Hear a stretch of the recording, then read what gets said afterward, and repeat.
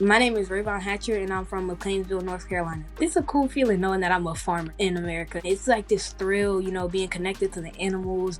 I've had my chickens for 2 years, so it's really become a part of me. I've become attached. So whenever I'm around them, this feeling. It's amazing. I was inspired by my older cousin, Brielle. She opened my eyes to the world of agriculture, so I kind of followed in her footsteps. My county was within the top 20 counties that struggle with food insecurity.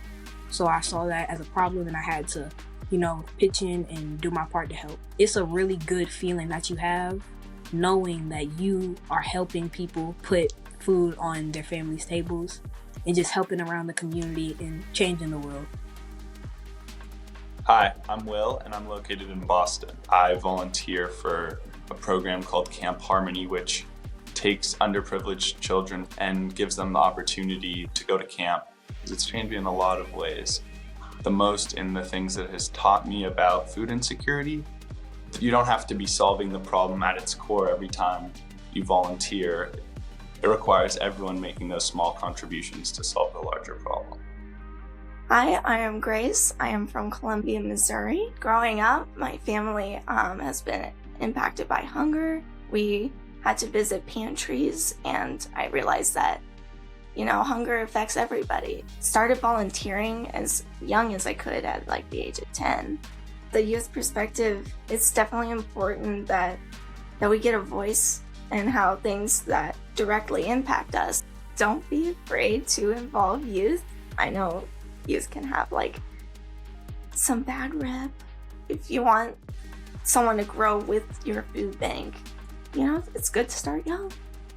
I'm Jessica, and I'm in Orange, California. I love using social media to raise awareness about food insecurity. Feeding America allowed me to do that by creating the Teen Ambassador program, and I became their first teen ambassador. That really has inspired me to get the younger generation involved, especially since we use social media all the time. It's easy for us to get the word out. I passed down my Teen Ambassador title to Conor, who I have been working closely with to help him get his footing and teach him what I did.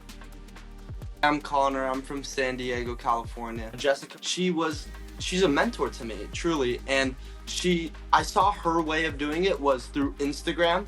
So I was like, okay, what could I do?